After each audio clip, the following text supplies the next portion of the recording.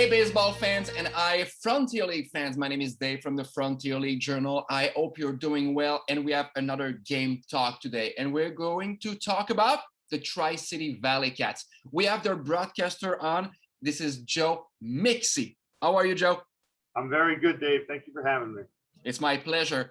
Joe, before we talk about baseball and the night tonight, the Los Puentes night, I want to talk about you. You are currently at your day job. Can you share what it is?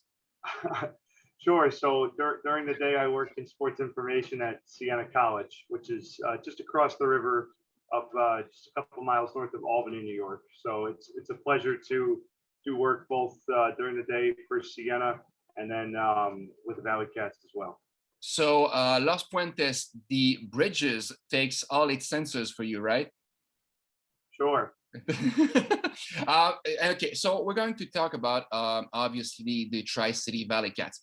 Let's be honest here. This is a tough start to the season.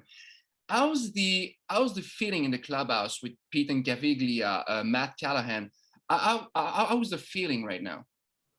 Well, you know, there was a lot of changes coming into this year. You take a look at the current teams that are playing in the Frontier League, and the ValleyCats are the only ones that were not previously in independent baseball. Mm-hmm. They had a lot of changes to make. You go from being affiliated with an organization that is extremely meticulous down to the last very move to kind of going and having to do things a little differently. So I think everything's been great so far with Pete Caviglia and Matt Callahan. Their dynamic of trying to bring in the best players, the grittiest ball players who want to be here and play really good baseball day in and day out. They're continuing to do that, and it's an early season. We've only gone through 21 games here out of 96, so we're ready to get things ramped up here in month number 2. Yeah, and as I mentioned in a few of my posts and articles, I like the fact that they're pretty much revamping the roster right now, and there's no, I mean, they're going hard. I mean, a lot of players have been released, unfortunately. A lot of new players have been brought on. One that's not being talked about is Willie Garcia. Can you reveal to me what happened there? Because it's like the transaction appeared on the transaction page, but nothing's been like official. Can you tell me what's happening there? So Willie Garcia should be here relatively soon. I think it was just more of a formality where he was traded from the Schaumburg Boomers, and then sometimes you can have transactions that go through in a matter of days, a day or two, and sometimes you can have ones that take a little bit longer. Obviously, you have a roster cap with 24 active players, so that's something that's left up more to the higher end of the front office. But we should have ourselves some Willie Garcia, the former major leaguer, who spent a little bit of time with the Cincinnati Reds in 2017. We should have him in a little bit. And you have this idiot from the Frontier League Journal who's always sharing things about Willie Garcia. Dave, just be patient. It's going to be okay. So there we have the answer for Willie Garcia. Can't wait to see him in the ValleyCats uniform. A lot of players have been brought on. Austin Klein, there is Brad Zunika. Brad Zunika is a former San Diego Padres farm end. Can you tell me a bit about him? Sure. So Brad Zunika, he's a big guy. He's a really good defensive player. We saw him in his first actually got a hit in his first pitch as a Tri-City ValleyCat back on Sunday. He seems like a great guy. He comes in fresh out of being in the San Diego Padres organization, a guy that really wants to play ball. He's got a nice big body, and he can definitely use it to make his presence known around that right side of the field. So we're excited to see what Brad can do here. Hopefully we'll see him back on the field. Did get dusted up a little bit on Sunday, but he should be back and hopefully back in the rotation soon. Mm-hmm. You have Juan Silverio, Dennis Phipps. I mean, you pretty much have 3 or 4 of the best hitters right now on the roster. So this is a huge shakeup. On the pitching side, this is what I was afraid of at the beginning of the year. Francisco Jimenez went down on the IL. Austin Klein was just picked up. You have also Trevor Damron. Do you feel good about what's happening with the pitching staff right now? The new faces, new arms, and Austin Klein has been amazing these first 2 starts. Yeah, and some of these guys, I mean, you mentioned the latter two, Austin Klein and Trevor Damron. Those are guys that are coming right from their collegiate careers Mhm. and coming here to independent baseball. So you have this very unique situation where you have the NCAA regionals and then the super regionals ending, and we haven't had the draft yet. That's not happening until the second week of July. So they have an opportunity to come here and play some professional ball, maybe improve their stock a little bit, and it works out for both sides. So Austin Klein's been great. We're going to see him probably tomorrow against Sussex County. And then Trevor Dameron came in and had a nice start or a nice appearance out of the bullpen last week in his professional debut. Nice.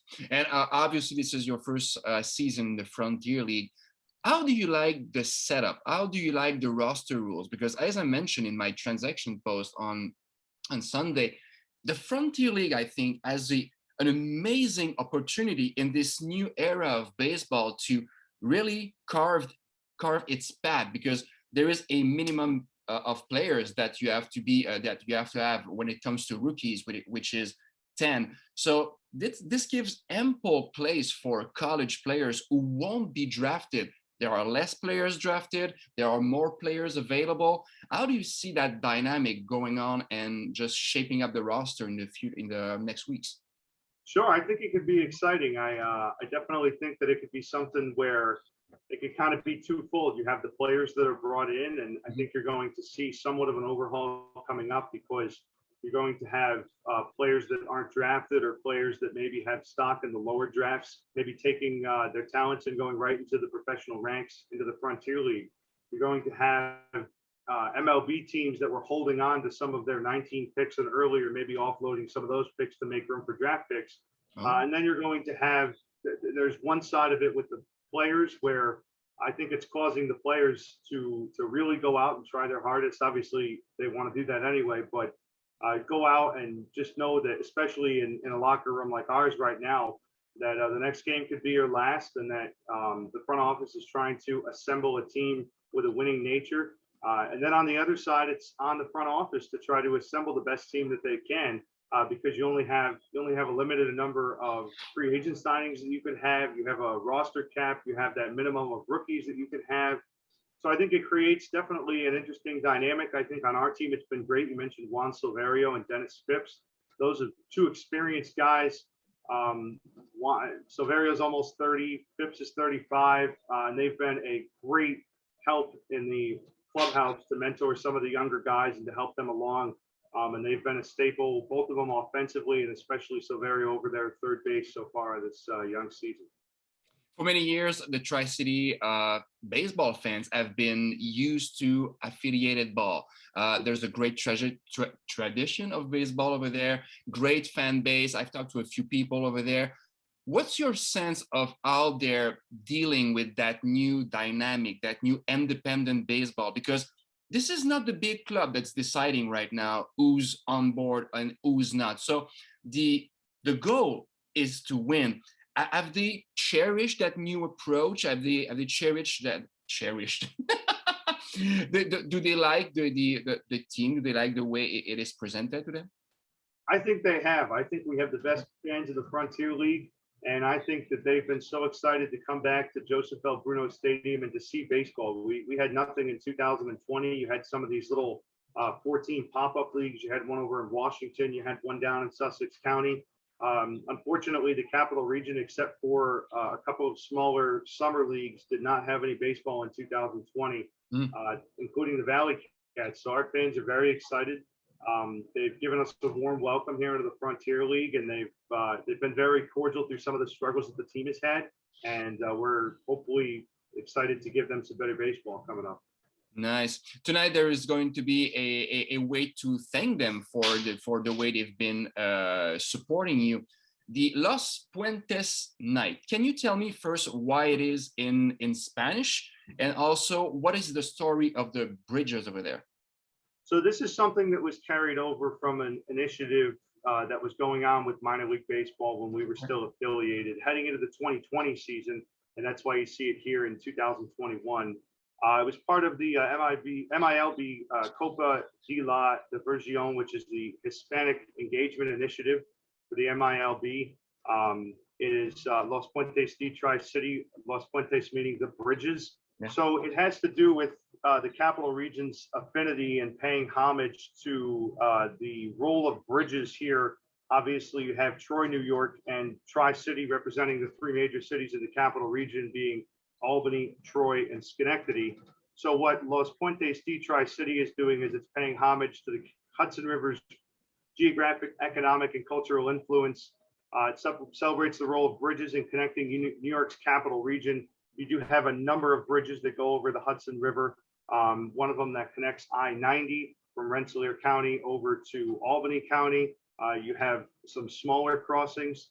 So you see the logo. I have my Los Puentes de Tri-City hat right here. So you see the logo is one big bridge. So it's basically connecting the capital region with each other and connecting baseball fans across the capital region. Baseball fans, it also has a deeper meaning in the sense of connecting baseball fans with different cultural backgrounds, different geographical, regional backgrounds, all coming together for a common cause, which in this case is the love of ball. Are you expecting a big crowd tonight? Absolutely. We're expecting a big crowd every single day. Every night. And by the way, I think you told me that the merchandise, so the merch is sold right now. So that Los Puentes night merchandise is sold right now on your web store too? Believe so, yes. So you can go to tcvalleycats.com for more information about that. We do have Southpaw's Den, which is the team store over at Joseph L. Bruno Stadium. So if you're in the area, you want to come out and get your Los Puentes de Tri-City merchandise, it's there over at the store right now. Is this a one-day event or like for the whole series against the Miners? It's not for the whole series. It's going to be one day. It's going to be one day now, but throughout the season, look out for potentially more opportunities for the ValleyCats to wear the Los Puentes de Tri-City uniforms and caps. Look at you. You want to have another interview, right? Anytime. Joe, that was a pleasure having you. Obviously, I'm a big fan of what's happening over there with the big revamp. They're not hiding anything. You know what? We're tearing it down. We're building it back up. Wow, I barely speak English, man. And thank you for taking the time, and I really do appreciate that. And enjoy your night tonight. Thank you, Dave. We appreciate you covering us, and we're excited for the future. Thank you. I appreciate it. It's my pleasure. Have a great day. Thank you, you too. Bye.